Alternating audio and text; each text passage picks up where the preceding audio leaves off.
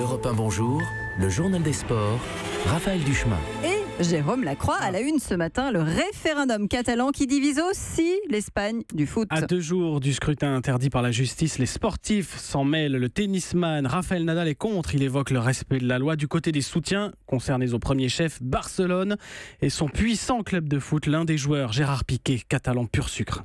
Je comprends pas pourquoi ce référendum gêne tellement de gens. Moi, je me sens catalan. Et ce référendum, pour moi, c'est juste une question de démocratie. C'est quelque chose d'inévitable de toute manière. Les gens ont le droit de pouvoir exprimer leur opinion et d'utiliser leur droit de vote. Et en cas de victoire du oui, dimanche, la Ligue espagnole a prévenu, le championnat d'Espagne, ce sera sans Barcelone. Alors hier soir, on jouait en Coupe d'Europe de foot. Oui, deuxième journée de Ligue Europa. Les Marseillais ont perdu en Autriche 1-0 à Salzbourg. Rechute après 3 succès d'affilée. Nul décevant des Lyonnais à domicile. 1 partout contre les Italiens de Bergame. Les Niçois ont honnêtement dominé les Néerlandais de Vitesse Arnhem. Benjamin Mendy pourra-t-il participer au mondial russe l'été prochain avec les Bleus? On l'a appris hier soir, le défenseur souffre d'une rupture des ligaments croisés d'un genou opéré aujourd'hui. La convalescence sera très longue. Quel est le mot sport du jour? Foulé, ça y est, ils ont foulé la pelouse de leur tout nouveau stade. Les rugbymen franciliens du Racing 92, la You Arena accueillera un premier match de top 14 le 23 décembre seulement. Mais les joueurs ont pu découvrir l'enceinte.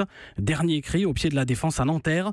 32 000 places et une singularité, un toit fermé en permanence. Première sensation de Laurent Travers, l'entraîneur. Ça donne les frissons. On va jouer au rugby dans un gymnase où ça va résonner, où il peut y avoir le spectacle d'avant, il peut y avoir le spectacle pendant, il peut y avoir le spectacle après. C'est vraiment quelque chose de magique. Les Stones, pourquoi? Parce que dès le mois prochain, je fais pas le journal de la culture, mais les Stones, c'est toujours bon. Premier grand événement dans cette You Arena, les Stones pour 3 concerts. D'accord. Bon, et le toit fermé, étonnant quand même. Étonnant, singularité. L'histoire du jour? Celle de Gaëlle Mignot, 30 ans, la capitaine des Bleus du rugby, va devenir sous peu la première joueuse française professionnelle de l'histoire.